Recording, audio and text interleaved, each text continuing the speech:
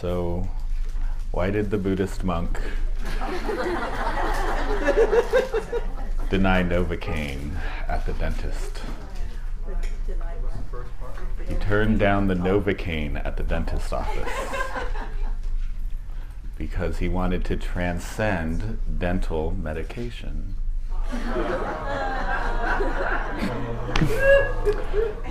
Gong! Here comes the cane.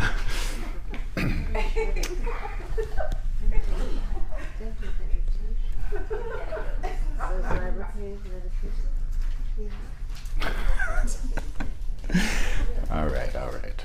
So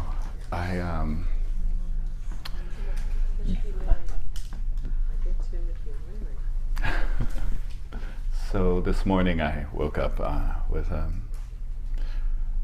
real sense of the fact that a profound amount of trust has been placed in me by all of you, and I just want to acknowledge that and acknowledge my appreciation of that, and acknowledge what a beautiful thing that is.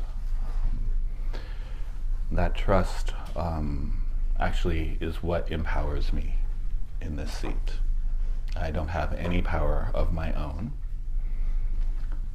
only what I receive from others. In Zen they say students make the teacher, you know? And the empowerment comes from the students, goes into the teacher, and then goes back out, and then back in. And it's a cycle, right? This is an eye-level experience. However, that there is trust here, and that there is trust in the holding environment we have created and the foundation that we built yesterday, means that we can go further today. And one of the other things that I am reflectively appreciating about our experience together so far is the hunger, actually, in the room for the emotional work. You know, I talked about Freud's term affect phobia yesterday, and sometime around lunch I was struck. I was like, I don't think they have it. You know. What's that? Or we wouldn't be here. Right, exactly.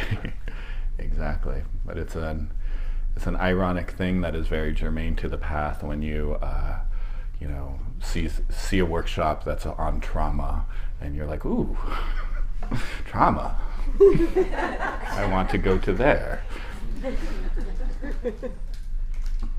And so I'm going to fast forward a little bit here in honor of that, so we can get to the emotional lives that we have not allowed ourselves to live, as I said yesterday.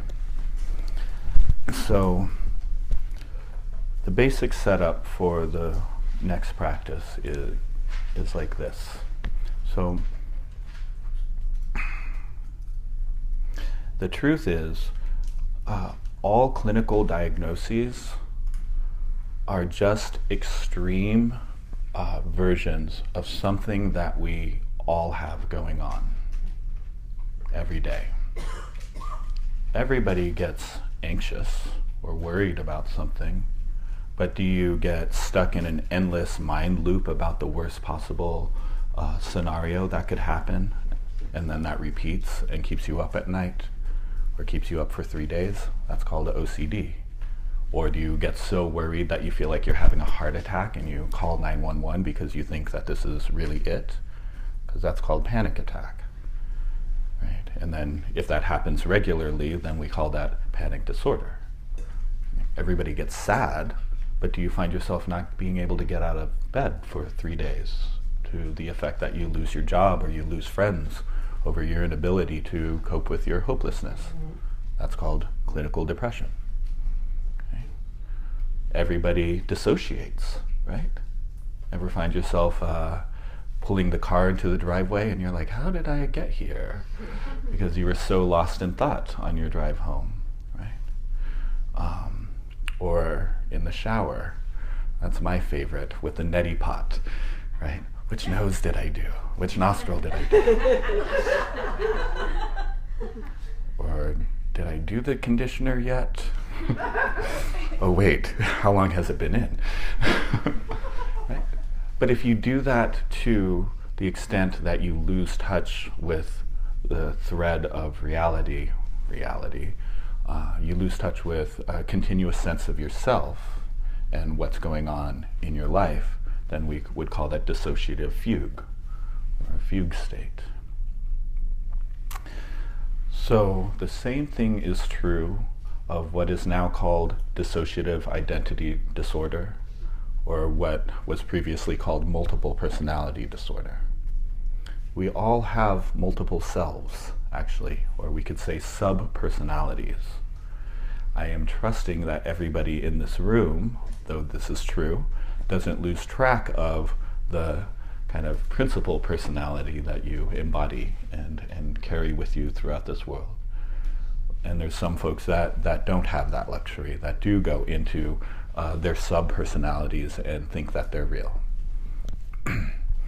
But for those of us who are here in the less extreme version of that, it's not exactly like those sub-personalities are our emotions, but I'm going to use emotions to talk about this a little bit more. So I spoke a little bit about sadness, loneliness, anger, right, yesterday, and how those all have lives of their own in them, right? Sadness has a history to it for each of us. Our experiences that molded that emotional habit in childhood and adolescence and so on, right? My loneliness has its own personality, has its own voice, right?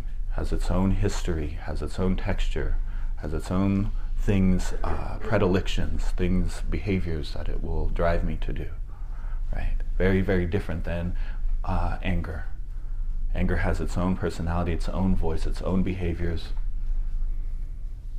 And anger especially will take us far, far away from our continuous sense of self, take us out of our character, if you will, and lead us to do all kinds of crazy things that we would ordinarily never do, right? So we have parts, we have multiple parts that are present all the time. And we even talk this way in our culture, right? Like, I'm of two minds about something. Or ever had this fun experience when you're maybe fighting with a partner, or there's some other situation in which one part of you wants to do something that another part of you knows is a really bad idea. And this part of you says, nah, fuck it, we're doing it. And this part of you is like, no. And then you gotta clean up whatever mess you made later, right? It's not only that we have these parts, and we have multiple of them that are often activated at the same time, we also have relationships to our parts. Right?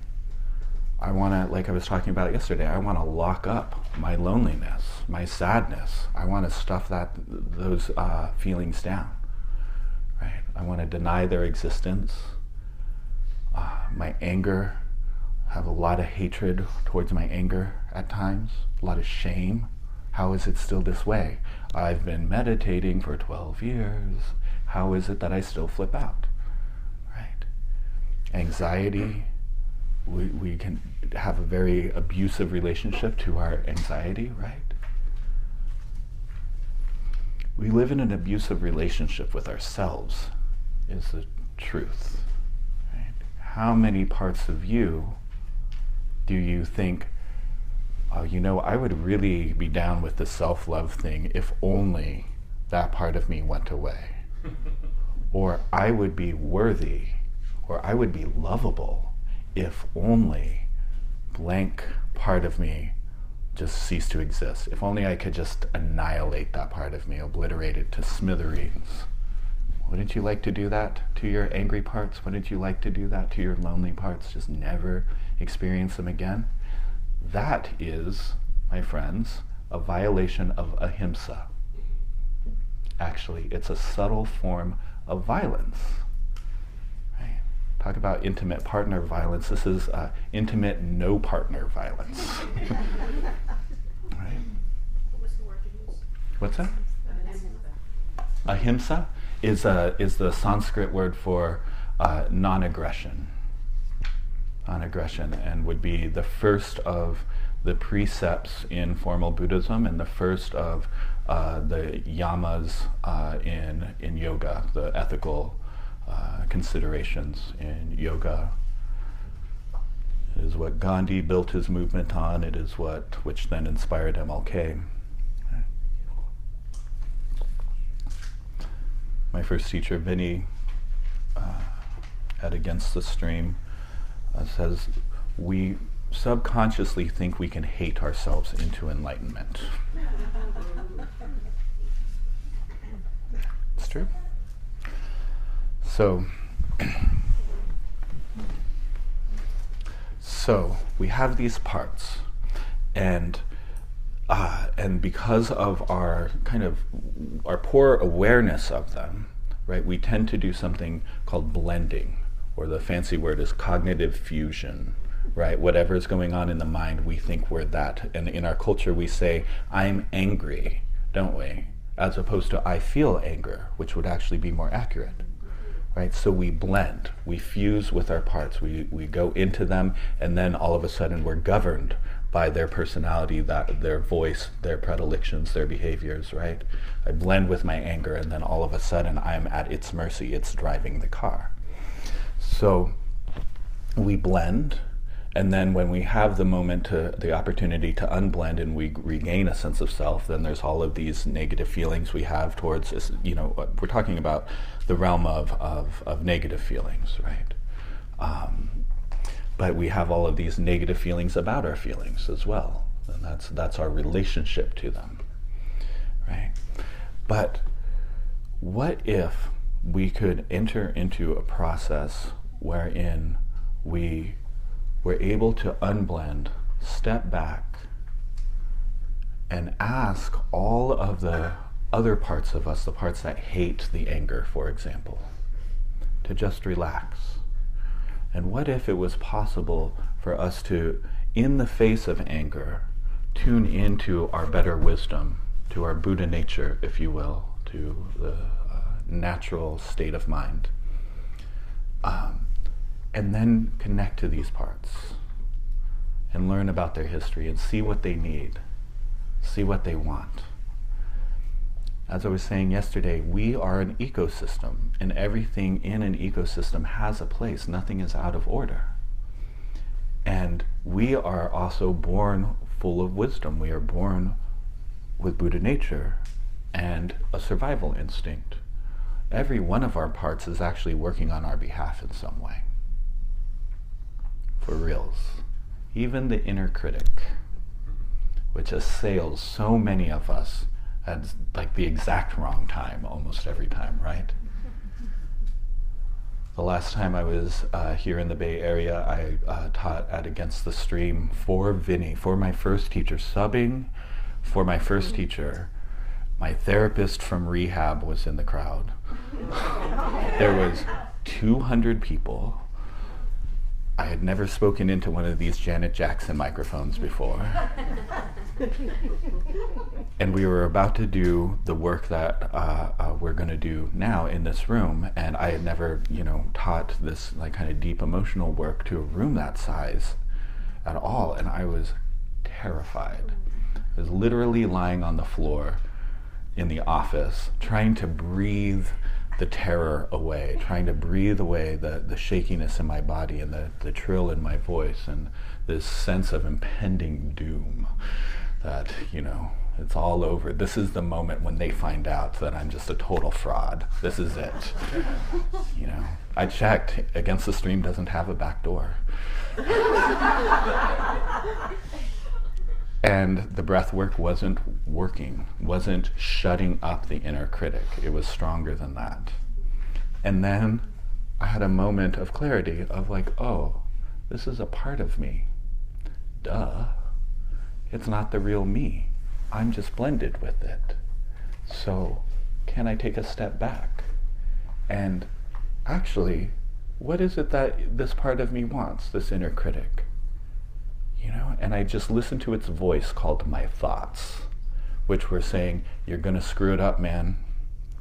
You're going to screw it up. It's just like the time you peed your pants in the 3rd grade. They're all going to find out what a shyster you are, and this is really going to hurt. I don't want to screw it up either. I'm not interested in pain. I'm not interested in the humiliation of blowing this talk. So, hey, inner critic, we're actually on the same side. Did you know that? And hey, inner critic, when you yell at me this way, it actually makes it more likely that I'm going to go out there and bomb. So, how about we go out there together on the same team? I had that conversation with that anxious energy in my mind, and what happened was there was a response. It relaxed a little bit.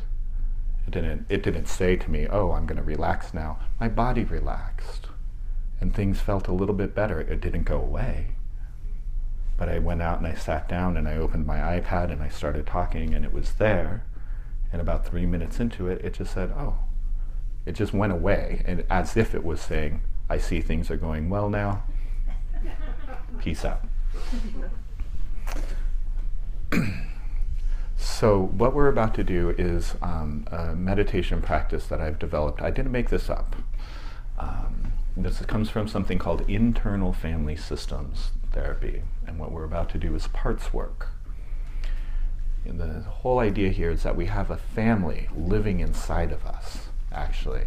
And just like any other family member in any family on the planet, our family members, our inner family members, want the same things. They want love, they want attention, they want to be listened to, they want to be understood, they want to be respected, they don't want to be abused, they don't want to receive our hate, they don't want to receive our shame.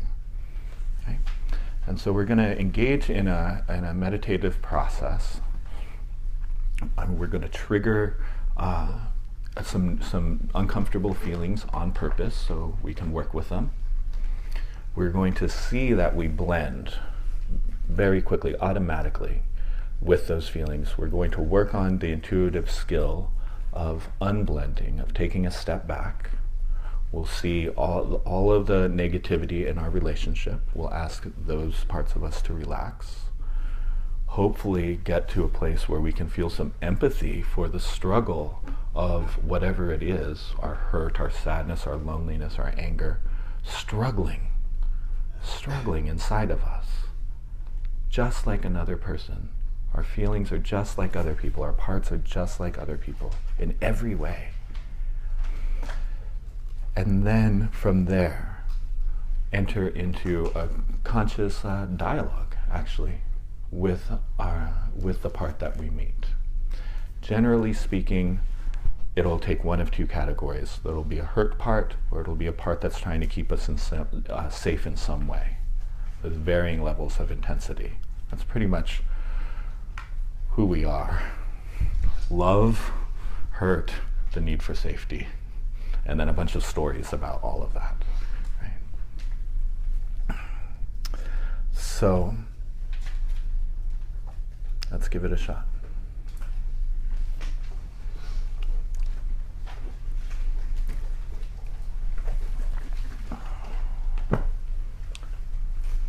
Yeah, get cozy.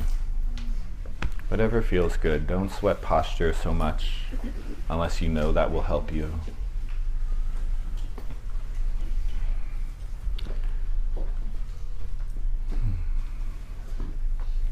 And if you're lying down, I'm trusting that you won't pass out on me.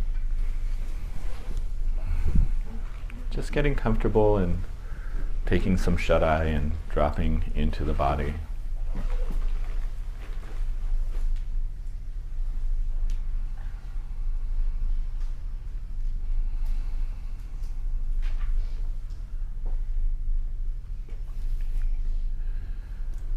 Just to have a transitional moment here, can you just breathe into the heart space again? Breathing into the heart, breathing out from the heart. Just to ground yourself, relax.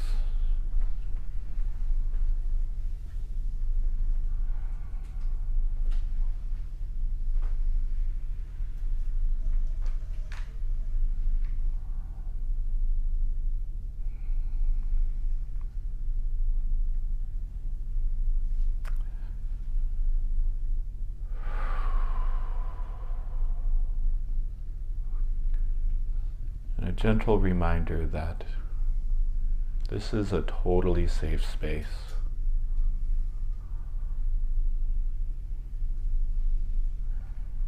This is an atmosphere of love.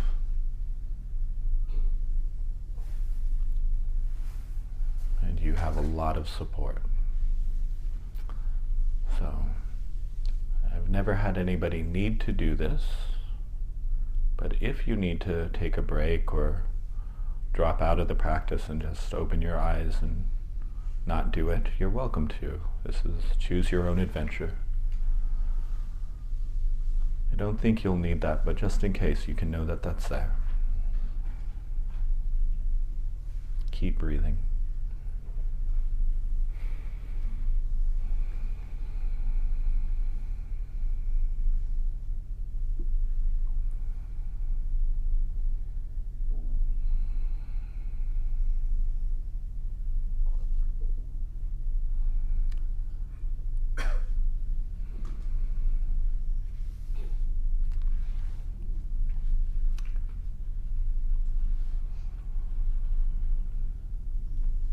The other caveat is, this is a process I would ordinarily do one-on-one with folks in the therapy room, and we would dialogue a bit during the practice.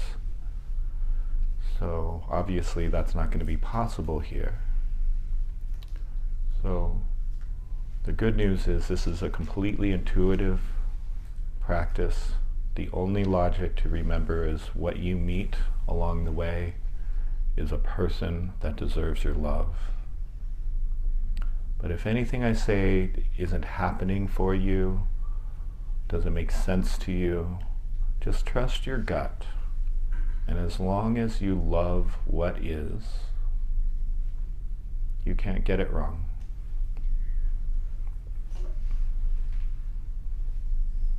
A few more breaths.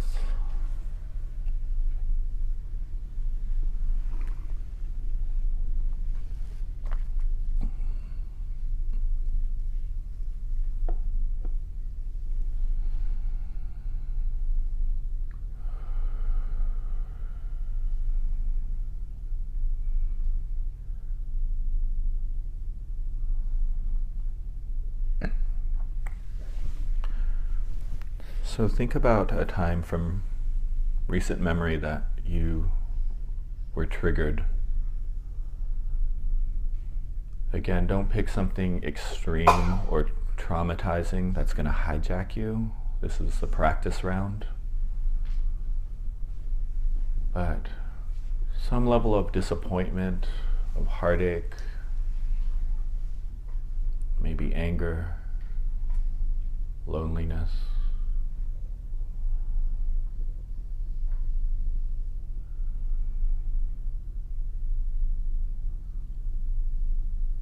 Take a moment to remember whatever experience triggered that for you.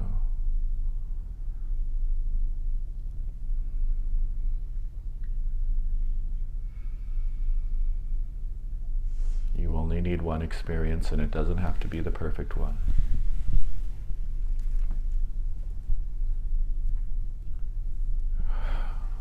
And then play the scene of what happened in your mind's eye. What was done, what was said.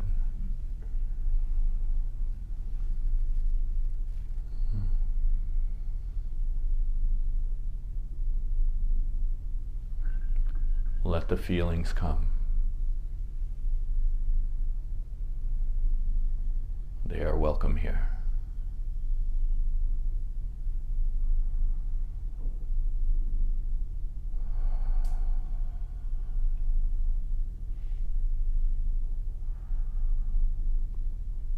And as the feelings come, the consciousness shifts.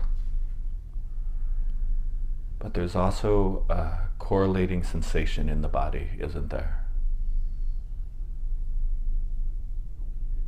Feel into the body and find where there is a tightening or a heaviness, constriction, or maybe a hollow feeling.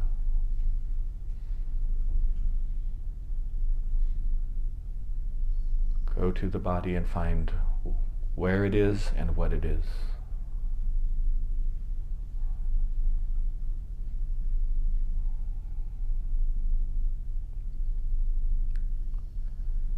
You can allow the story to fade out as you become more and more interested in the body feelings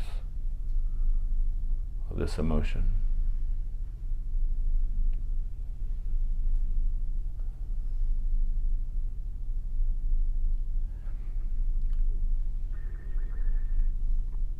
And now notice that there is no sense of space between you and this feeling.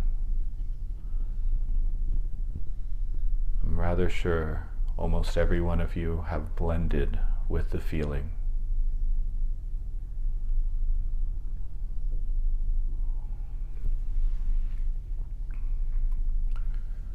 So, acknowledge that this is a part of you. It's important, but it's not the real you.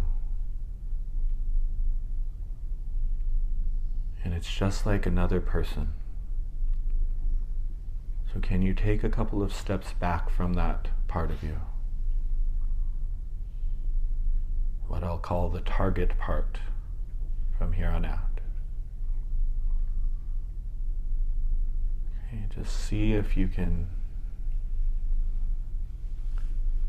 take 1 or 2 steps back, put a little bit of space in the situation.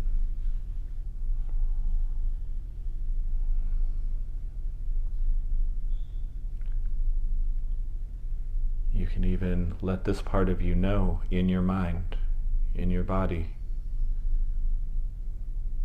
I'm not going to try to push you away or beat up on you. I just want a little space so that I can get to know you.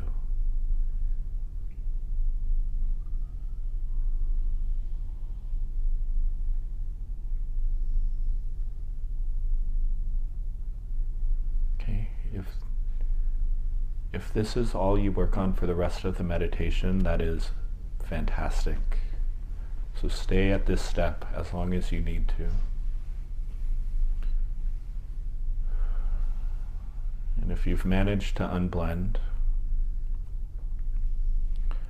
I want you to notice, how do you feel towards this part of you? Be honest.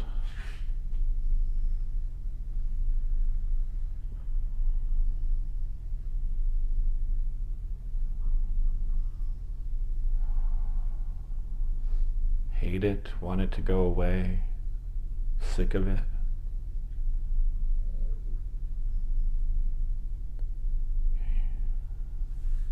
So I want you to ask those feelings if they can relax and stand aside, so you can be one-on-one with the target part.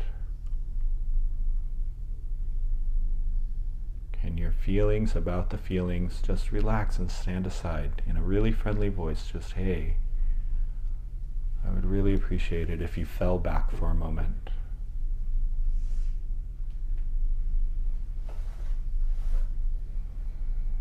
Okay. And check and see what kind of feelings you're having towards the target part now.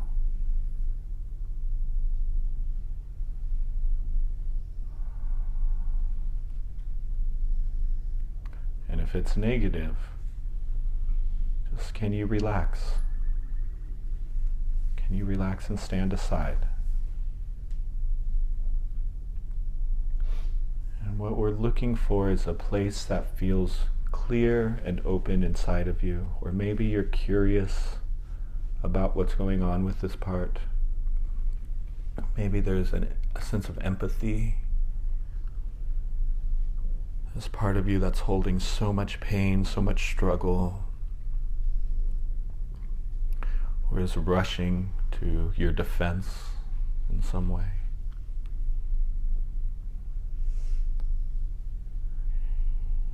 And again, if you just stay at this step, that's wonderful. But if you're sensing that open space, then the next step is to just discern, is this a hurt part of you or a defensive part of you?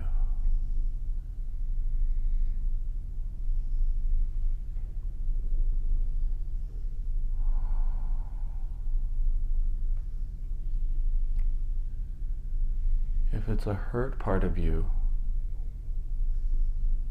then it's really like a child part of you, isn't it? You might even be getting some images of yourself as a child. If it's a defensive part of you, it's working its ass off to try to protect you. So if it's a hurt part of you, what comes next is we want to learn what this part's story is, if there's anything she needs us to know. And if it's a defensive part, the conversation needs to have a tone of friendliness, and how can we be on the same team? Okay. So just take a few minutes here to interact with this part of you and just find out what they need from you. They might need you to say you're sorry. They might need an amends. They might need you to set better boundaries. They might just need your love, and you can give that to them now. So take a few moments here.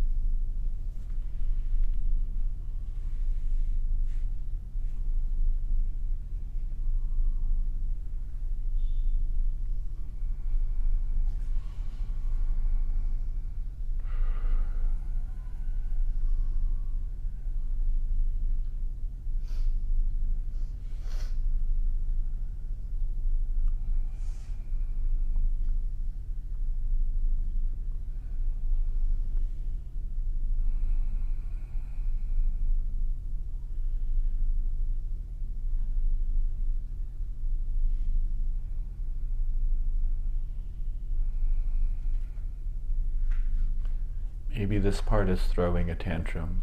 Maybe they want nothing to do with you. Whatever's going on, can you at least be a loving presence for them? The skillful adult in the room.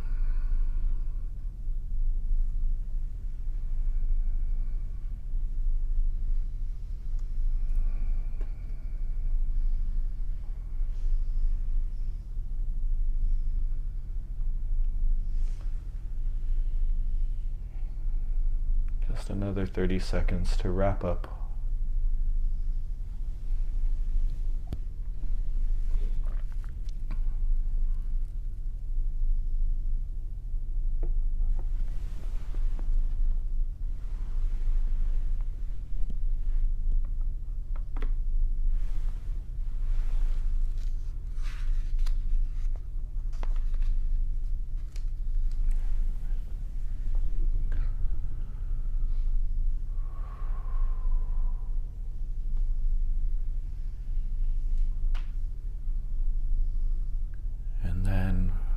We'll start working with the breath here.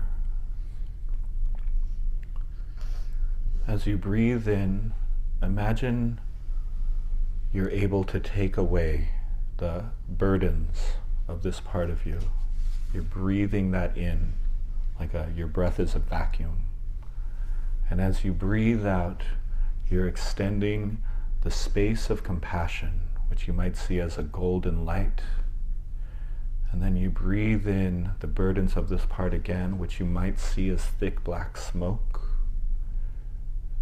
And then it doesn't stick to you because It's turning into this golden space of compassion, this warm energy.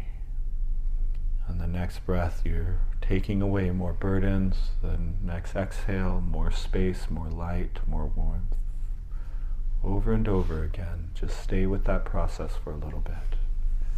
And check and see how this part is responding, if they're getting relief.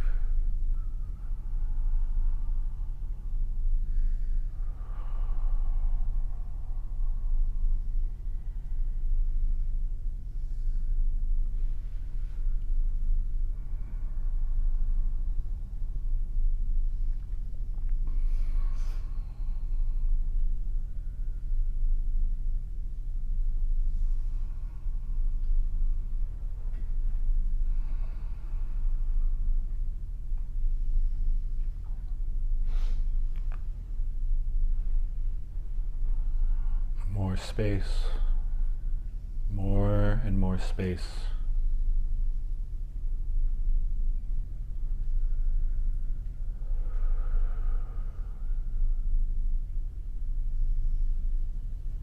Until this part of you is surrounded,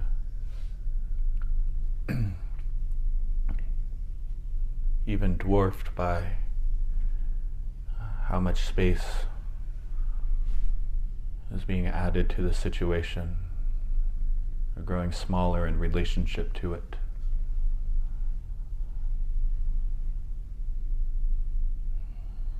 Smaller and smaller. Smaller and smaller. Until they're like a speck of dust on the horizon, and you just say, thank you so much. Until we meet again.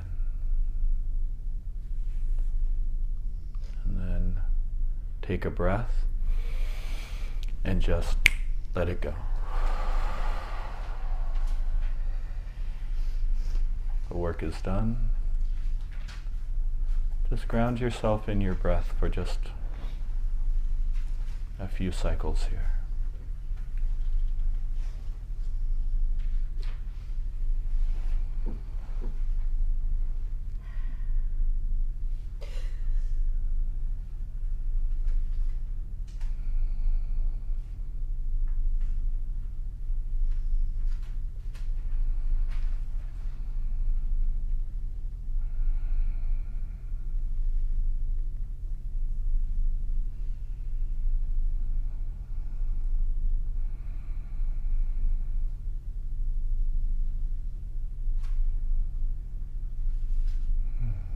As you're ready, you can just gently transition back to the room.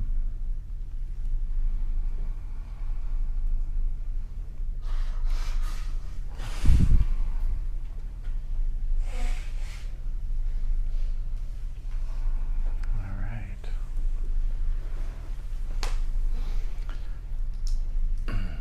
One set of instructions, 50 some odd unique experiences of those instructions. Pretty mind-blowing.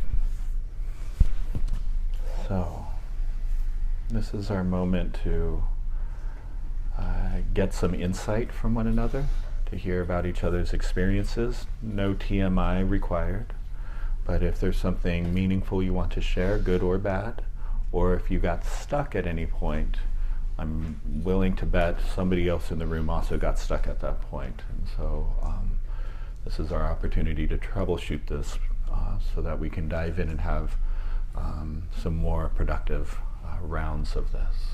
So I'm just going to leave the floor open for y'all, anything that wants to be shared.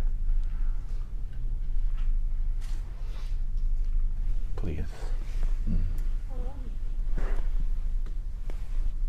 Oh, Mike, yeah. Duh. I think we're all blended.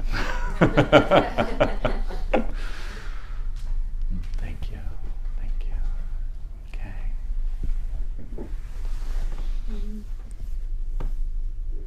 So taking in that, I don't even know what you called it at the moment, but taking in that feeling and then letting go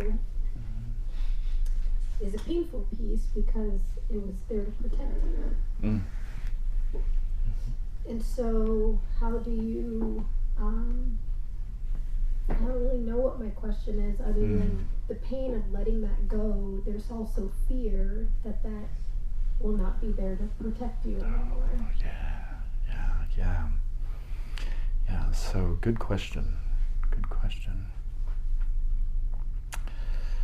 The truth is we were born with these parts, and they're not going anywhere.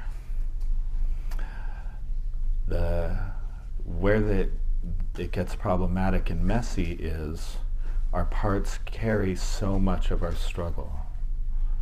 They're burdened, and they're informed by those burdens. So the goal here is kind of twofold.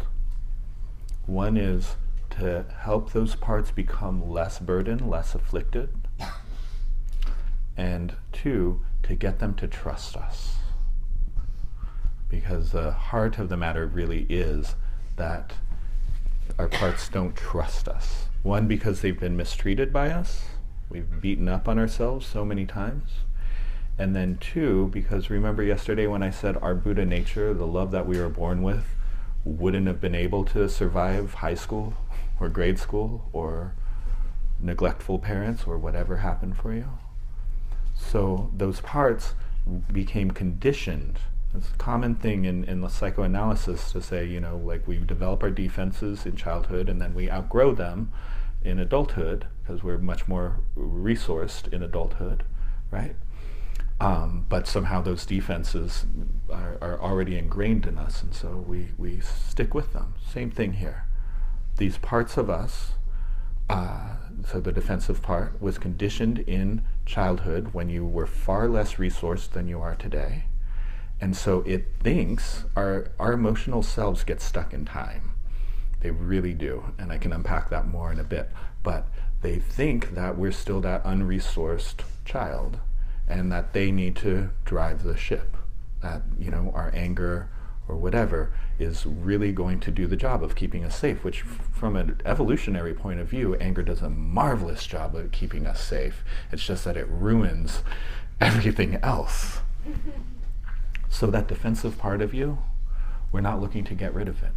We're looking to help it feel less afflicted and for you to have a better, more trusting relationship with it, because wouldn't it be wonderful if you had some agency in that relationship, if it didn't just come in and hijack you, and instead you could, access that part and maybe set a boundary, make a different choice, like that. Or if somebody's coming at you the wrong way and you need to defend yourself, take a breath and not be so quick to react, but still stick up for yourself. Every one of our parts, every one of our emotions has two sides. Neurotic, wisdom. Right? Anger, there is a neurotic form of anger. Right? We all know that side of anger. I don't have to unpack that. But there's wisdom to anger. It is bloody right to be mad at what's going down in our country right now. That is wise. That is an anger that is telling us, hello, something is off. And here's a whole bunch of energy, right, to use productively in the face of that. So anger is a great alarm bell for boundaries are being crossed, we need to act. It makes a mess when we go to the neurotic side, of it. But it's so... Yeah, please, sorry. So what about the balance of power? Anger, and you're letting that go, there's a perception, even if it's coming from a wise place, the power behind anger is in itself meaningful. So if you're coming from a wise place, the power decreases. And so maybe you lose its worth. Well, we're a little hypothetical now, right? We're in a maybe. We're in a what if, right? I will say that we tend to believe that if we weren't so juiced up all the time, we wouldn't be able to get the job done, right? Isn't it? And I'm not sure that that's accurate. Yeah. So yes, please tell me your name again, my friend. If we could pass the mic back first. Thank you. I'm getting it. Kind of going off like what the last thing said, and even relating this to the president, whereas ignorance is strength, and therefore you're never really wrong. You're able to keep the power regardless if you're wrong or right. You just refuse to admit. Whereas if you're wise, I feel like you have more guidance to do the right thing. But if you're arrogant, you keep your power. Even if you're wrong, you're still right because you're right. So I don't really know what your thoughts are on that are. Yeah. Power is such a strong variable in all of our relationships, right? Because relationships always entail some level of exposure. You know, if I'm in relationship with you, then you can hurt me. And guess what? Relationships are at the core of everything that's hurt us, right? But therefore, they're also what can heal us the most. But yeah, you know, when I was working a lot with kids at an outpatient clinic in Harlem, you know, we would unpack their aggressive experiences they would have in school. Okay, so why did you punch that kid? Well, because he said that to me. Okay, well, let's think about that for a second. How did that make you feel when he said that to me? Okay, angry. But if you didn't feel anger, what would you feel? Like he was like, you know, he thought he was better than me, right?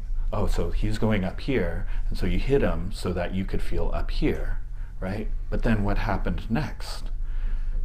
He hit me back. Okay, so now he's up here and you're down here, and so you got to go up here, right? And this is all about power. It's all about who's in control, who's above who, right? But the fact of the matter is that you reacted because this guy said something to you, and then you had to act according to that. Means you gave him the power. What if you had just turned around and walked away? How would this person have felt? Pretty stupid? Oh. You mean you would have won? So there's a power struggle present in all of our relationships. I'm not sure if I'm speaking to your point. But, yeah. I'm thinking of it making sense. Okay. Cool. I mean, this is something I actually learned from Becky up here about when there's a low desire partner in relationships.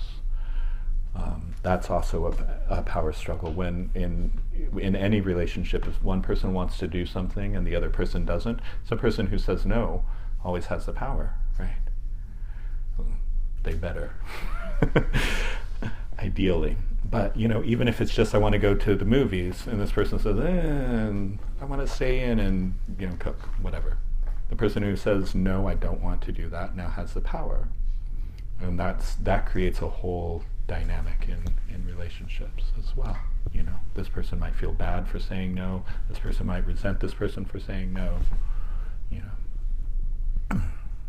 Anyhow, so back to the practice. Please, if we could pass the mic, we'll go here and then over here. Actually, okay, great, thank you.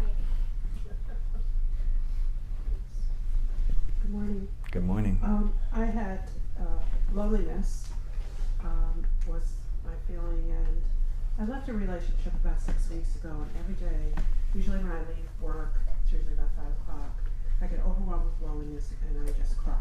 And I've identified that as because I'm busy all of a sudden, and transitioning to home to be with myself. So I took loneliness into this practice, and it took me back to my original trauma. I was an infant, and somehow I related that to, and so what my infant was telling me was I needed consistency and safety and attention. And since I broke up this relationship, this person's been with me 24/7, even here. And I wondered what that was about. And I came to realize that my infant and her infant experience the same thing. And what I'm attached to is she my hurt parts? You know, I'm still so connected to her because maybe I'm trying to heal the hurt parts that I see so clearly in her. And then I listed things that she did that upset me, but I do them also out of my hurt parts. Yeah. And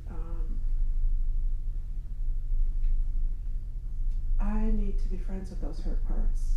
And my feeling around them was disgust, to be honest, neediness. Yeah. Yeah. And I need to become friends with. I was very compassionate to her with her hurt parts, and I'm very hard on myself for mine, and it really led to me to have self-compassion for myself that I could reflect on somebody else. Yeah. I hope that made sense. Yeah, it does. So what we're doing in this practice is we're giving the unconscious mind an arena to come forward into consciousness. This is hypnosis without the hypnotizing part. And the unconscious mind, its language is symbols and metaphor, right? So, you know, this previous partner symbolizes, because you identify so many of the same traits with this hurt part, right? Makes sense? So yeah, thank you for sharing that. And so we're going to go over here and then somebody over here. Okay, great. Thanks for passing the mic. Like the Beastie Boys song. Yeah, I was just going to say that this practice was like really helpful for me. Sort of like what other people were saying, like I tend to like be really hard on myself and like more compassionate for others. So I think for this, and like I go to therapy, so I'm sort of used to like talking about my problems but not really like listening almost. So I sort of just, the way I envisioned it was like me listening to this, who I was in this situation. And I think she just wanted to be heard, like she or me. I like in that situation I just felt really like out of control and like sort of like not in my element and on an uneven playing field. And I feel like that made me sort of act out in ways that wasn't me because I was like so uncomfortable.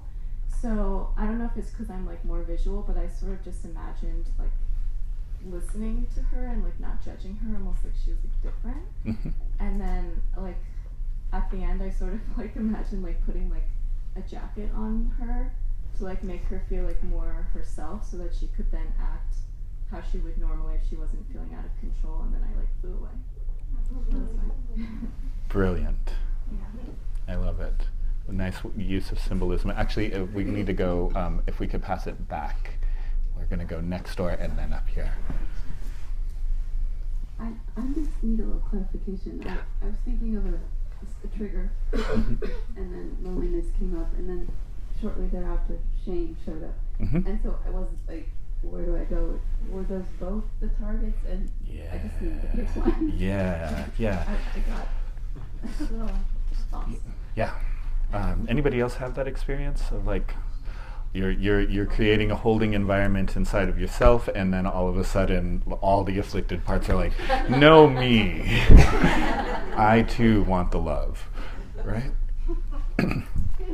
So it was easy for me when I did think about the shame to really be compassionate and do that, and then I'm like, wait, what about loneliness? Like I don't know if I was doing it right. I'd like more guidance, so if we do this again, we can get more out of it. As I said, as long as you care for what appears before you, you're fine. You're not going to do any damage, right? But so the logic over and over again is we are interacting with parts of us that they are just like other people in every single way. And so what I like to do personally when that happens is, hey, which one of you wants to come forward? I can only meet with one of you right now. Which one of you wants to come forward? And it'll be, almost every time, it'll be the more defensive part, the part that feels stronger, that has more resources. But yeah, and what's that? Bump it up. Yeah. Like the email, right, yeah. and I just gotta say, like, isn't this wild too? That that this happened for, I think, all of you. That this felt real and you had these real experiences. It blows me away every time. Would shame be defensive or hurt? Like, I was also having trouble with that. Like, Yeah. which one is it? Good question. Yeah. Good question. 'Cause I could see it being both. You can ask the shame. A good indicator is defensive parts tend to take over us. They're the ones we tend to indulge. And then the hurt parts of us are the ones that we tend to repress. So in internal family systems language, the hurt parts are, we call them exiles, or sometimes basement children. They're the kids we try to keep locked up, but we can still hear them screaming through the floorboards sometimes, right? And then there's actually two types of, we'll unpack this a lot more later, but there's actually two types of defensive parts. There's our managers, the ones that are trying to kind of work on the preventative side, like, don't do that, you're gonna screw it up, right? And then there's the firefighters, and those the firefighters are who emerges when the basement kids get out. And the firefighters look like compulsive behavior generally, acting out. So, yeah, you've been so patient. Thank you. I was just gonna say that it reminds me of Inside Out, the movie. Yep. Like, Yeah. Why have I not worked that into this talk? So, thank you for that exercise. It was really helpful. Yeah. I struggled with the same with you, and I think a few people have mentioned it, differentiating between the hurt and the defensive. Mm-hmm. So my feeling was betrayal, and I had both, Mm-hmm. defensive and hurt. Mm-hmm. I ended up going with hurt, Mm-hmm. but I struggled with kind of figuring out which was bigger. Mm-hmm. And so, just any insight you have into the questioning, because the questions I had weren't so much questions, just kind of listening, and Mm-hmm. I used a lot of color, so it was like pink clouds and pink kind of nurturing colors, Mm-hmm. and that helped. Yeah. Nice. It sounds like you felt into your own experience in a fantastic way, and that there was some nebulousness as to what was what, but you were able to discern quite nicely. The only thing I would add is that, you can ask of your own system what is needed, who needs to come forward, like that. Yeah. I once gave this workshop, and this woman who was very visual entered into a game show with her defensive parts. Yeah, so as, again, unconscious mind, as symbolic and as colorful and as wild as we want to be with it, is wonderful. We do want to stay in touch with the body and not just go up to fantasy. It's happening in the mind, but again, the body is the mind, essentially. And when we'll know we're in fantasy, because our energy literally almost leaves the body, it's like up here. You'll notice that when you can't sleep at night because you're super worried about things, you're not even in your head, you're like out here. So yeah, good. Anybody get totally stuck? Like, dude, that did not work? Curious. Yes, one in the back, and then we'll come up here, Becky. So if we could pass the mic. Where does it go? Too many MCs, not enough mics. I thought that was quite an interesting exercise.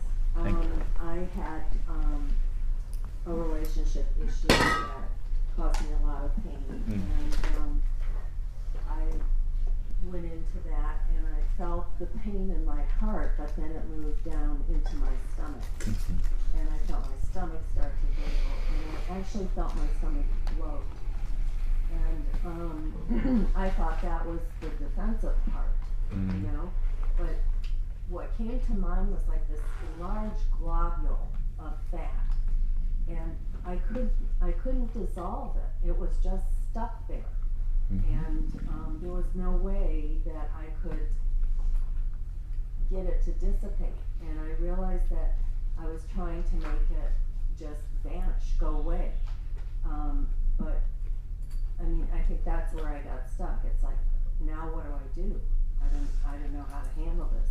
I might understand the process and realize there's the validity there, but it just wasn't going to go away that quickly, if at all. Yeah. To use Tara Brach's very saccharine words, tend and befriend. Right? That is really how healing work is done, is when we drop the want, paradoxically, counterintuitively enough, the want to make it go away, to fix, to heal, to spiritualize. And we just instead, like Pema Chodron, the story about Pema Chodron yesterday, the best way to help somebody is just really be present for them. Just open yourself and listen, you know. Yeah, but good question. Yeah, thank you. Oh, Becky.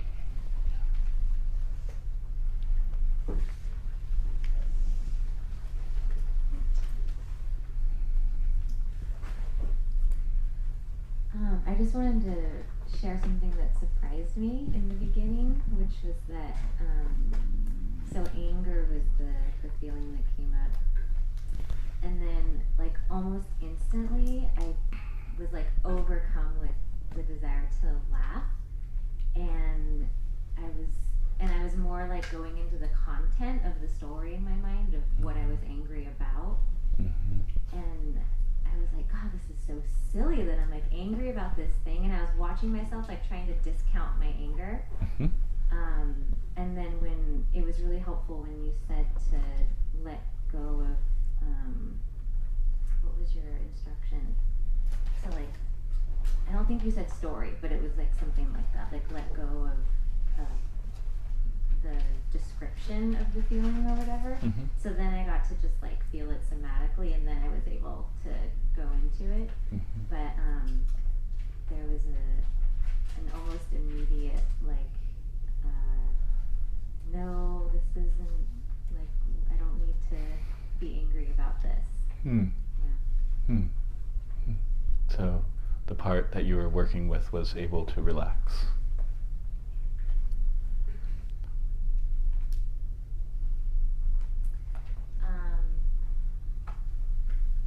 Yeah, later. Not Okay. at that point. Okay. At that point, Yeah. it got more intense. Okay. Yeah. But later, I was able to. Okay.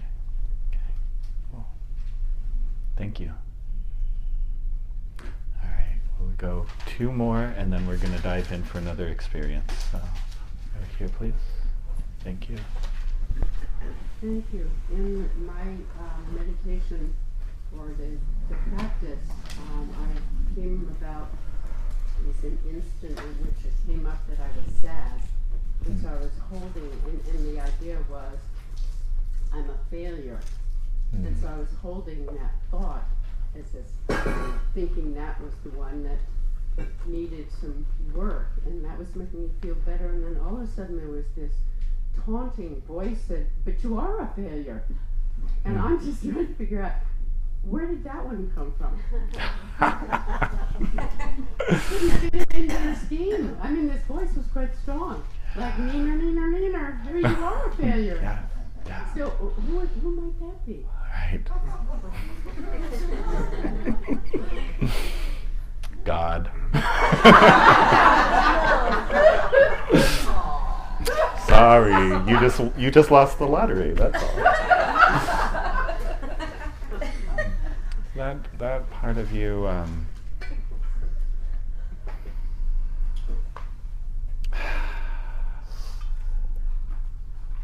What could possibly be the motivation behind some part of you saying you're a failure? What could possibly be going on that's motivating that part? I was wondering if that was still trying to be a protective voice. Well, let's run with that for a second. In what way would thinking that you're a failure protect you? Well, then at least I know where my thoughts are right. Okay, they're right? They're right. That's true. So Okay. now let's just live with that. Okay, but how is that protecting you from something? Actually, it's not, but I'm suddenly thinking while you're saying this that maybe that then gives me then relief, because okay, if that voice says, you know, I'm a failure, phew, that's what I thought all along. Oh, fine, I was vindicated. I don't know where you go with that, but at least it felt maybe I was vindicated in some way. Right, so okay, that's true. We can run with that. And where my mind goes is now it's okay to stay small, not be seen, not try, to just kind of live a status quo life like the rest of American society. Just try to get cozy up and live out your days that way, rather than really live authentically and with some exposure and love. Right? We can hide out if we're a failure. Yeah, Nothing to now risk. Having said all this and discussed this, that makes good sense. Yeah, yeah, Thanks. yeah. You're welcome. We had one more. It was up here, right? Yeah. Okay. You're repping the folks in my periphery. I see. I appreciate that.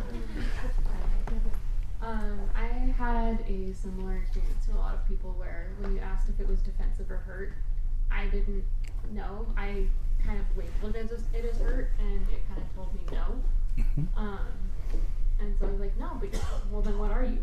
I actually like kind of in that kind of antagonistic tone, well, like, what do you want then?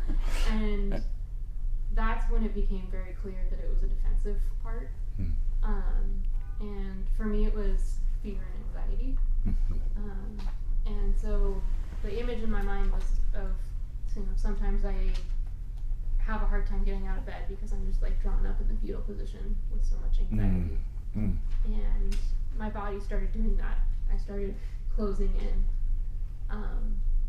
And then once I realized it was a defensive part and that it was trying to protect me, I was like, okay, I can work with that a little bit. And so I opened up my posture. I said, I'm going to talk to you from like a kind of a not enmeshed place. And then once I opened up my posture a little bit, I was able to talk to it and kind of see what it wanted, but I got very, very trapped in it for a little bit. Yeah. I'm glad you had that direct experience. It's wild, right? Yeah, so cool. So cool. Clarity is golden. Hard won and golden. Clarity on its own. Awareness, true awareness on its own does so much. The moment you saw that this is a part that's trying to defend me, it's why I'm shrinking up. I'm going to relate to you from this place.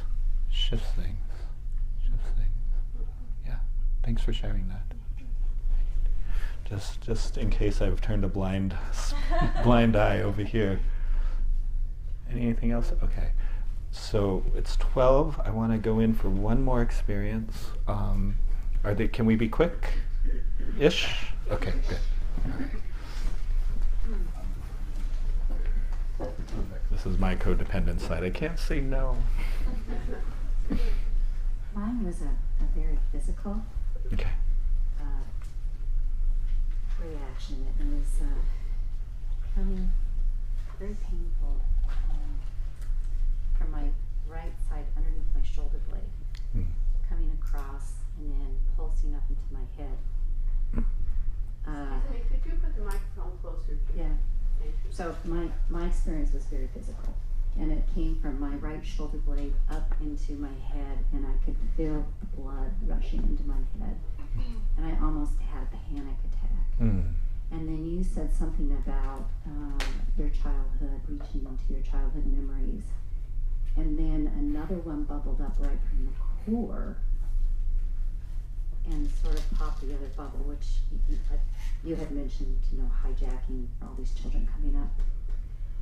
So in reaction, I just tried to breathe more deeply and calm it. But I'm not sure if I actually was healing it or stuffing it back down. Right. It sounds to me, and you let me know if I'm right, like you didn't quite get the space from it. You didn't quite unblend. Like it was so powerful that you stayed right there. There wasn't space. Is that true? I thought I was getting space. Okay. So the first reaction, I was getting space from the news of the child. And then the second one came in. The second one came in, and I'm not sure that I unblended. Okay. So, again, what do you think was the motivation behind these emotional reactions? Why do they exist?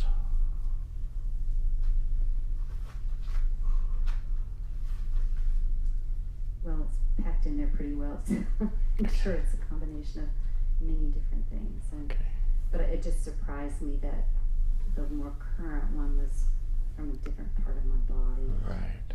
And the childhood one was... Right. So... Yeah. With respect to your privacy, were these parts of you saying anything to you? Were there any sharp thoughts?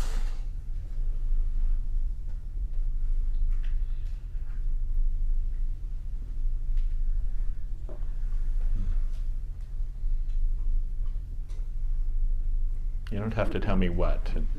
Yeah, but yes, yes, yes, yeah. Okay.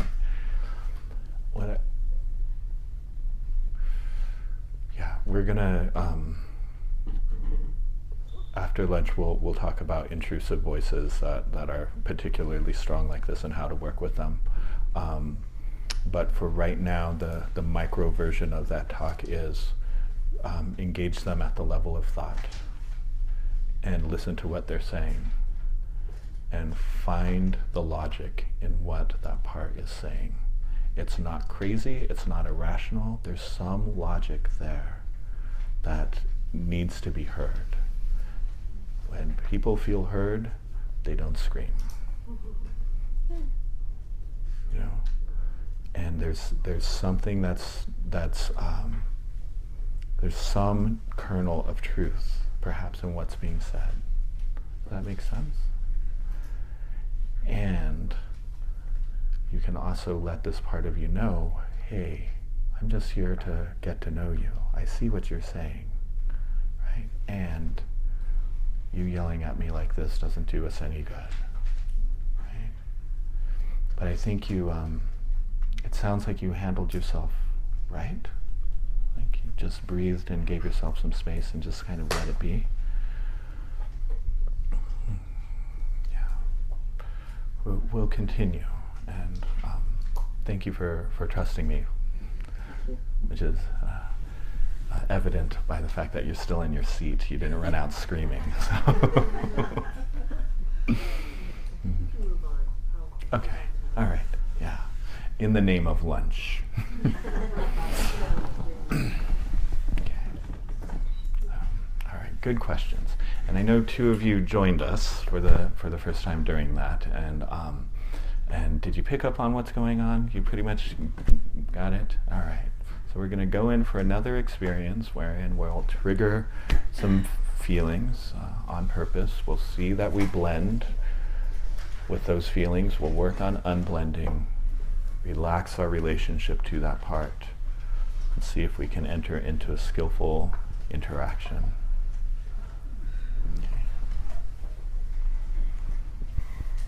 Okay. So just get comfortable.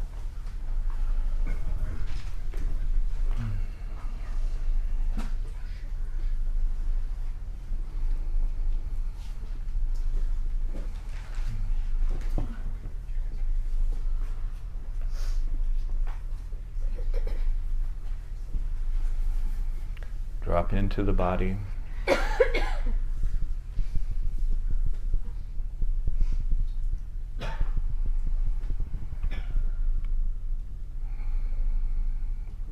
Feel the breath. Feel it in the space of the heart. rising and falling as you breathe in and out.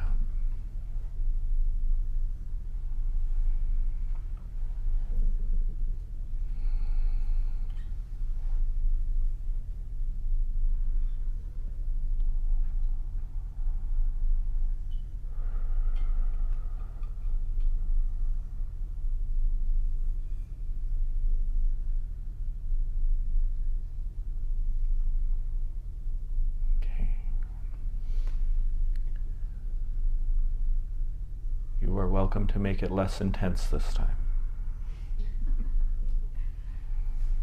And think of something that irritated you.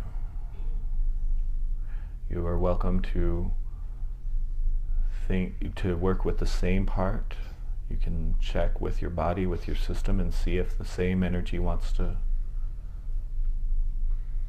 percolate up to the surface.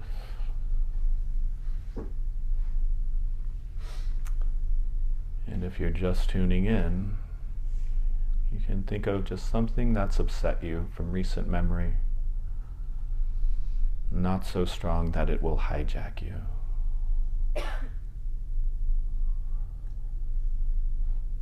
So,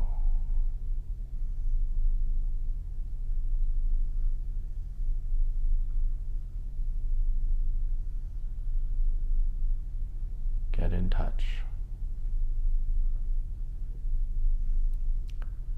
If stories start to play in the mind, let them play.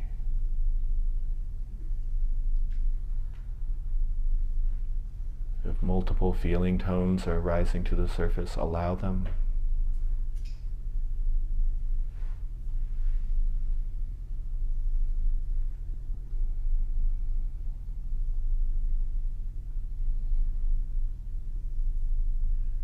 You can even say to your feelings, you're welcome here.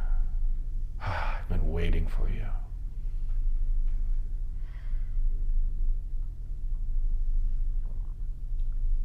But use the story in the head to trigger the feelings in the body until they're really present.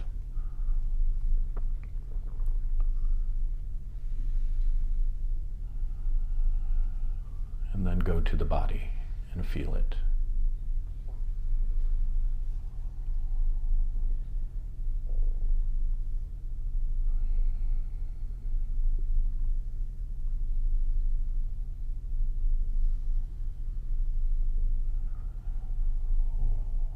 What's going on in the body? Is it tingling? Is it pulsing?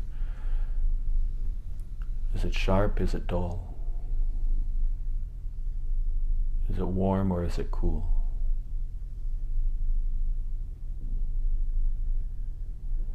Is it heavy or light?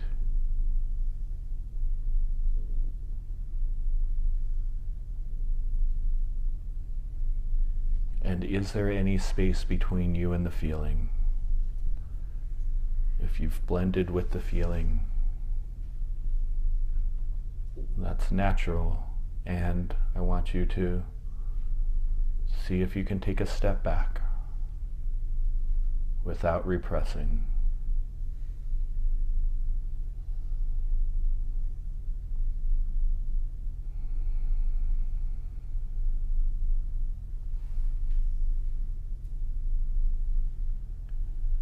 You can remind this part of you that you're unblending from, that you're safe, that you're here on a mission of love only.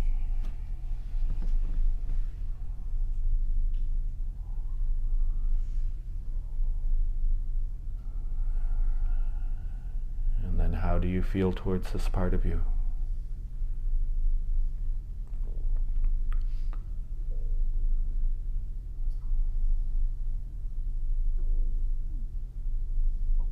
Can you simply and warmly ask those feelings about this part to relax?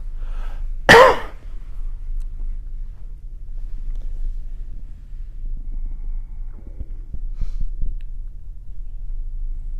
hate it, relax. I'm ashamed of feeling this way, just please relax.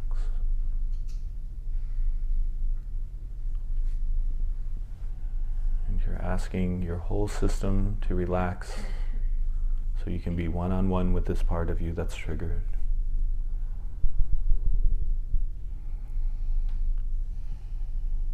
And we're looking for a space of clarity or openness or maybe empathy. But at least you're open to being here with this part. Right? So if there's resistance, resistance can relax.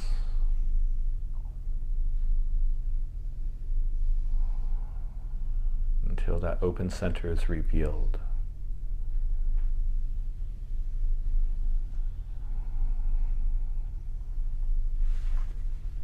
A little different this time. This time, say to this part, I am completely here with you.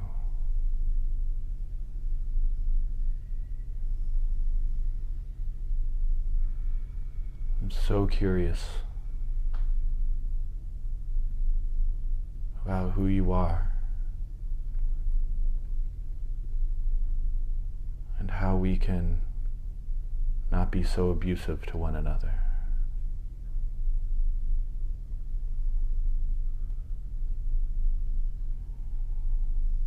See how this part of you responds to that. See if they acknowledge you back or if there's any change in feeling tone.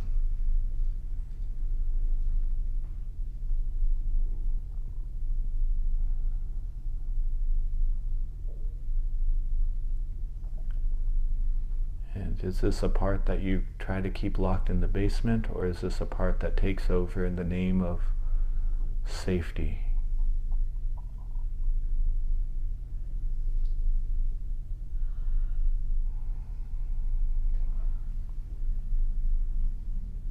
And if it's a hurt part of you, just go to it again and let this part of you know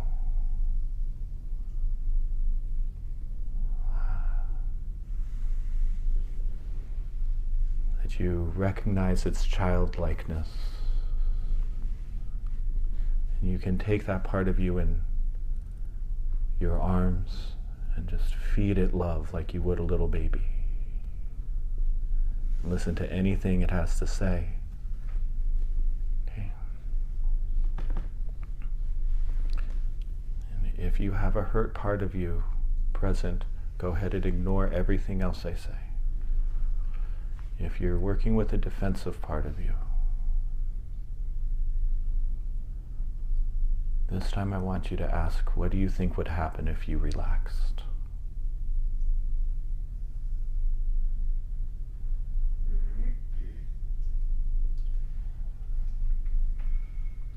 And it's going to tell you which hurt part of you it's protecting through that.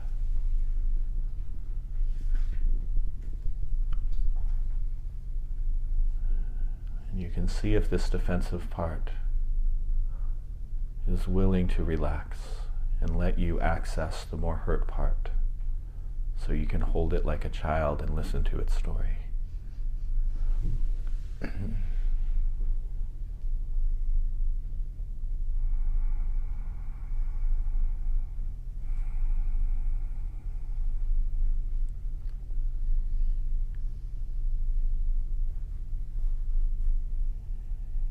If it's a defensive part of you or a part that is just unwieldy,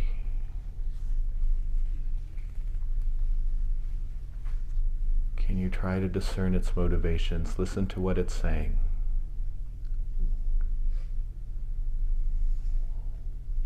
Acknowledge its feelings.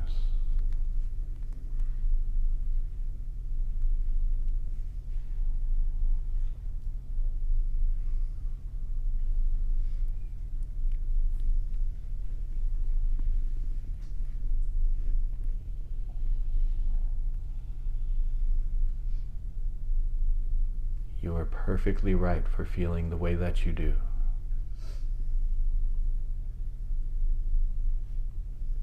And I'm really interested in how we can mend this relationship.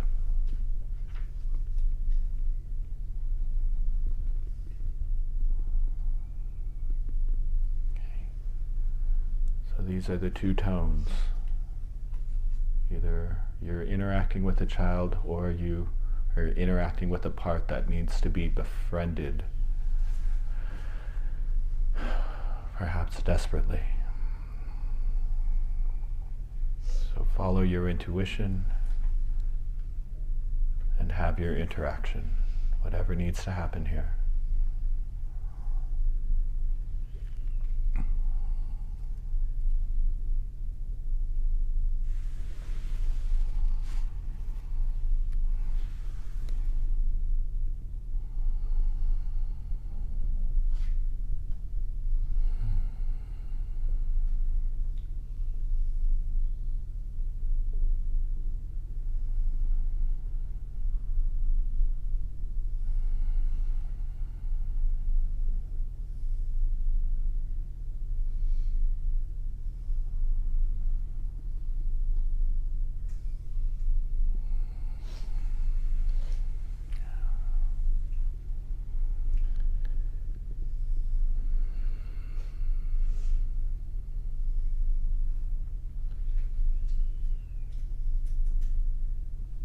Just another 30 seconds.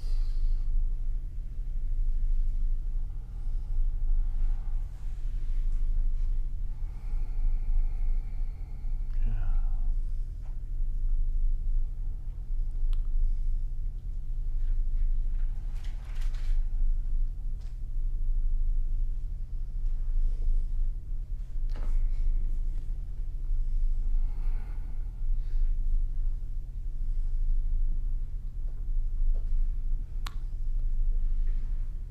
And then this time,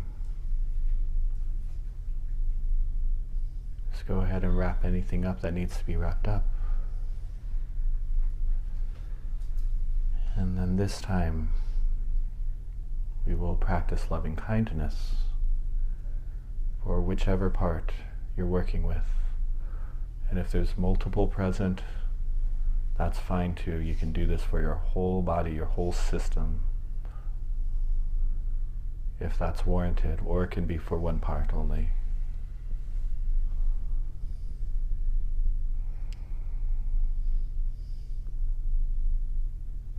May you be filled with love.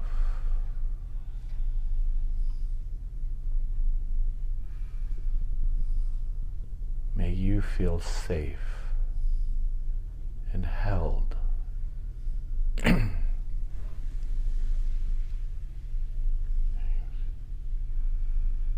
May your burdens heal.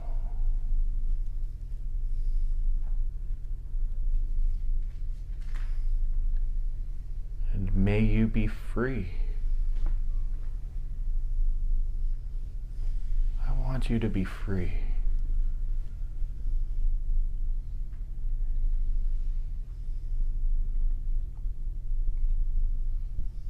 May you be filled with love.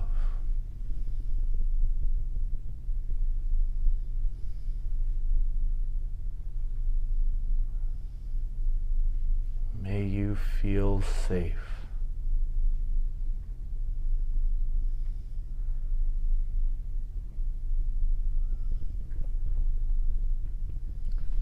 May you be healed.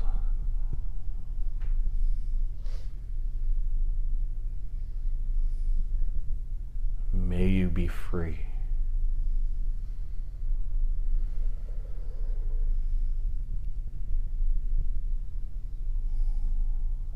One last. May you be filled with love, surrounded by love.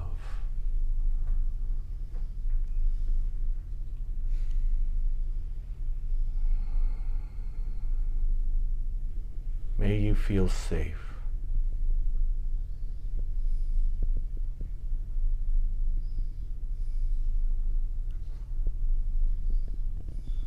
May you heal.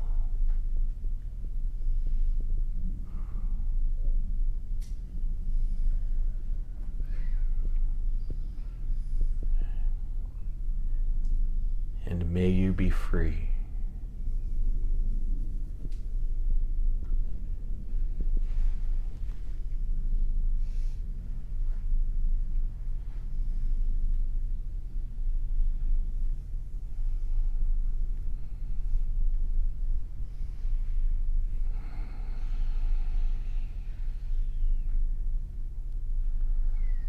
just see if you can really, for one last little moment here, really wrap this part of you in the arms of love, in the arms of goodwill.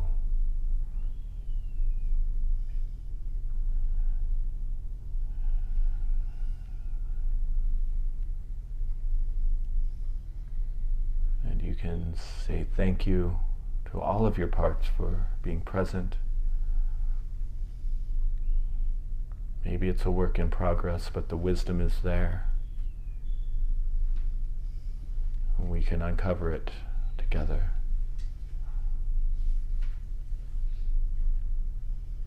So say goodbye for now. Take a breath and gently transition back to the room at your own pace.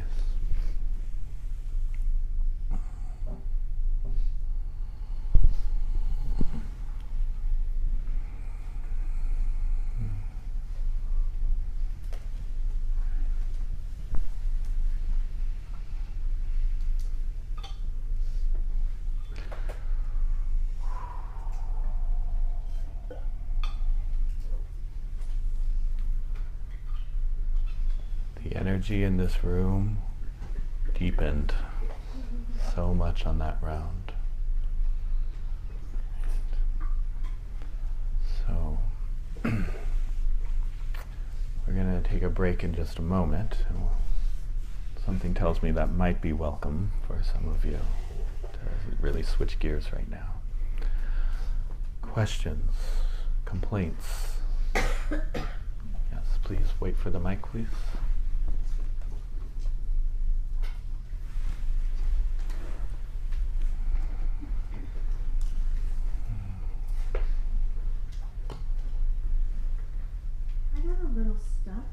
Okay. When you bring it into the body, it's hard, it makes it very difficult for me to separate from it. Because I don't, once it's there, it feels like it's me. And I can't find the me that's not it. And because I usually go to the me that's not it when I connect to body.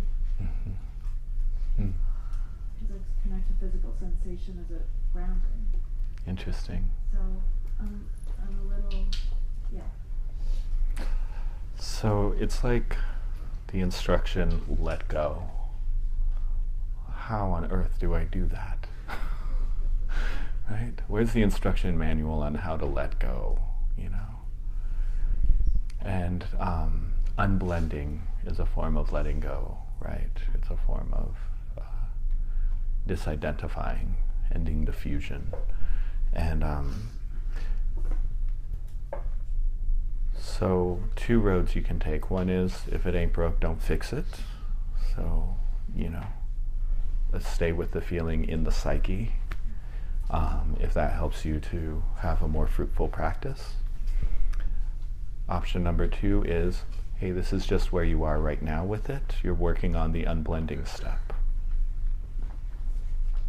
And that will change just like any practice over time with repetition.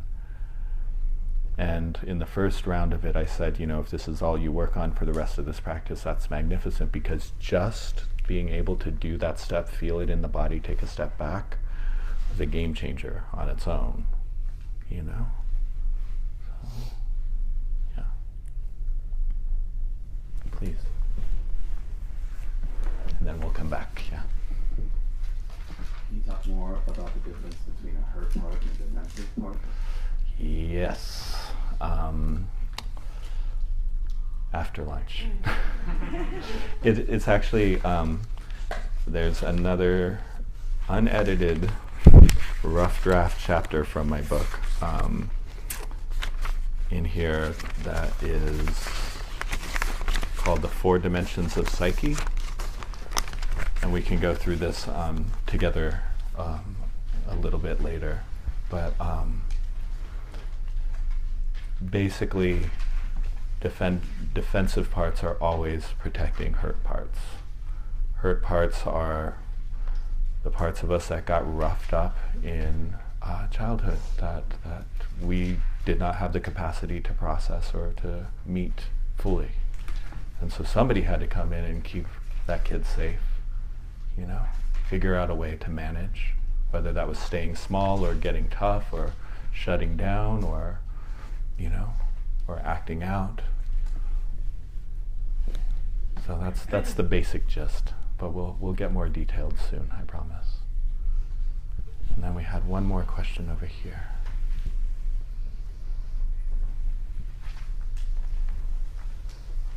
Maybe not really a question, but I thought it would be helpful just to talk about it. Mm-hmm. And you had expressed your experience with performing. Mm. And so a couple months ago, I was quote, performing, and it was a dance with, say, there was 6 of us in front of an audience. And I really messed up. So I was totally out of sync. And afterwards, I had this like extreme emotion that I felt. And it's like, wow, where did that come from? You think by this age, I wouldn't have these extreme emotions or feel so embarrassed or feel so humiliated. And everyone tried to give me the rational about it. But I thought I would go into that even though it was uncomfortable for me right now. And it was really uncomfortable in that I realized that it kind of stemmed from an experience that I had from childhood, similar to your bathroom experience. Mm-hmm. Okay. Mm-hmm. So, and in this, my little child, it was really hard to get her to feel safe. She didn't want me to appease her. Mm-hmm. And she kept saying, nothing is going to make this right. I'm totally embarrassed. I'm totally humiliated. I never associated it completely with this before. But then there was finally a figure that I've had in my life that was there and made it sad. Yeah. Nice work. Anyway, nice work. But when I go back there, it's still extremely uncomfortable with Yes. feeling, and that untrusting people to be safe. Mm-hmm. There's still some burdens there. So for everybody, this is where you are with it now.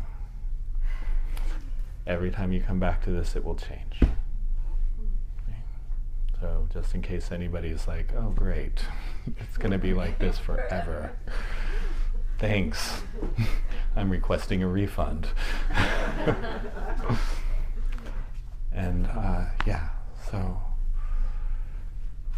we're going to do... Sorry, could you repeat the question you asked the hurt part and the question you asked the protective part? Yeah, what were they? I'm feeling so low blood sugar right now, quite honestly, but with the hurt part, what did we ask? For some reason I'm blanking. That's ridiculous. What about the protective part? Because that's the part I didn't get. Right. Somebody help me out here. What did we say? I'm serious. Like I'm practically pre-diabetic.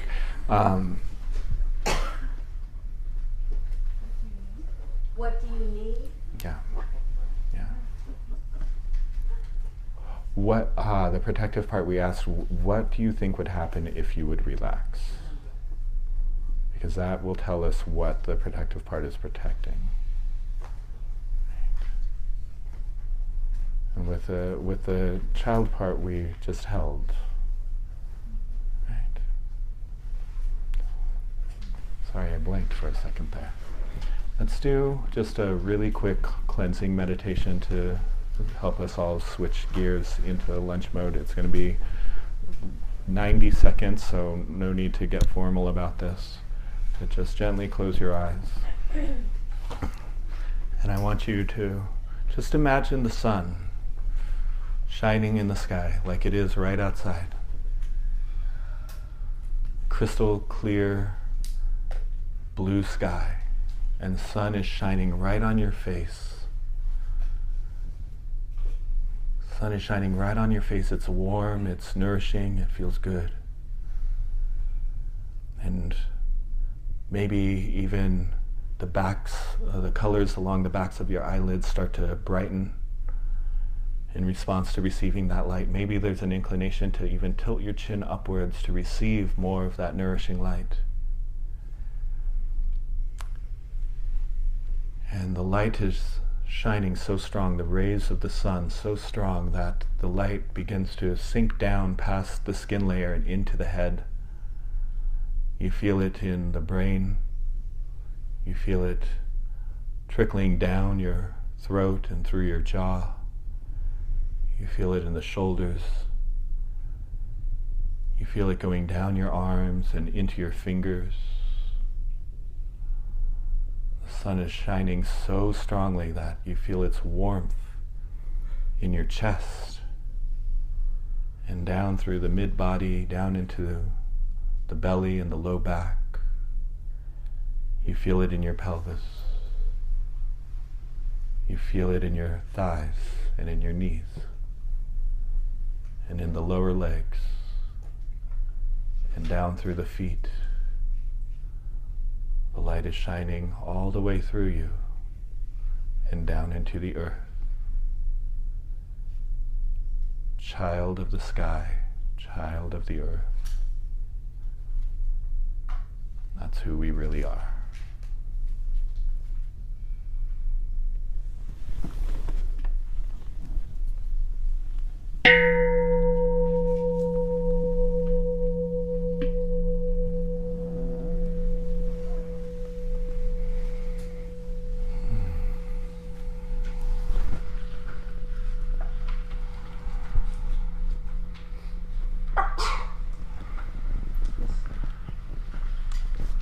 Have a fantastic lunch.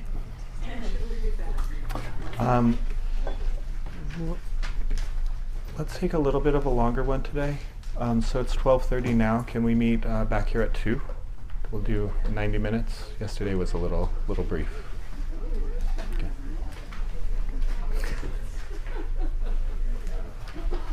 If anybody feels like they need to check in, I'm here, okay?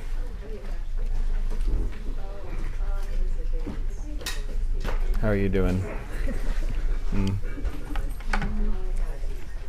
The first one, I wasn't ready to let go when you wanted us to let go. So I feel like need or like the desire to continue to work on it. The question I have is, well, one, how can I do that? But I do want to go to a therapist. We've tried EMDR. Do you think that's similar in some ways? Similar in some ways, but EMDR is it's a very specific modality. I mean, you're in New York, so I would like to. I think this was really effective for me. I don't know if it's just a matter of what I'm feeling today, Right. but how can I? Yeah, we can talk about doing. I work with people all over the world, so I mean, Like remotely or something? yeah, by Skype or by FaceTime. So that is a possibility that we can explore. So maybe let's just exchange contact information by the end of this weekend, and we can set up a time to discuss it further. Okay. Do you want some nuts or something? No, I'm good. I'll be okay. Thank you, though. I did have a question, but I'm thinking about your blood sugar and my own. Are you going to be available like I'll before 2 survive. or? I can't believe I totally blanked out. What's going on? Yeah. Oh, well, I guess it's from my own personal like experience of this. Like, this is the first time I've ever done any meditation. So, so this is great. Thank you. Welcome to the deep end of the pool. Yeah, I feel like I've gone a little like fat, you know. I'm having like such a hard time staying awake, and I'm like concerned. I'm like, I don't know if it's just because I'm actually tired, and it's like the first time I'm like being quiet enough to fall asleep, or if I'm like deeply repressed. But is that normal? Like I feel like the first round I was like totally like the first thing was just like existence. I was totally in it, and the second round I like couldn't stay. I don't know. Like usually, yeah. It could be exhaustion. Yeah. We're all running on fumes most of the time in our world, and that's fine. Like if people take naps during meditation, I don't care. Like, I think it's But is that a thing that happens to people? Like, this is so weird. Yeah. When else do you have your eyes closed for an extended period of time? That's true. Okay. So, yeah. Or the emotional work, it could have been a part of you that was saying, hey, this is too intense. Maybe, yeah. Okay. Well, I hope not. Thank you. I just was wondering if it's like a common You're fine. people need. Very, very common, if not universal.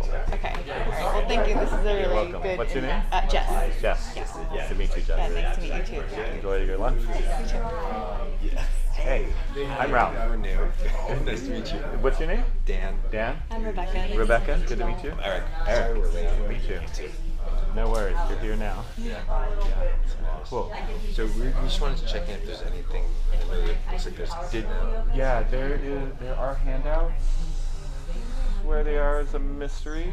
We will make sure to get you them after lunch. Yeah, so there's handouts. Is there anything you'd advise us to do to, I mean, we'll be present for the rest of it. Okay, cool, yeah. Catch up. I mean, yesterday was really just working with the body and working with the breath and kind of setting like the tone, and today's like really the deep work day. So yeah, I would just say just go with the flow. Yeah, enjoy your lunch. Do y'all have a meditation practice, or is this all brand new material for you? Okay.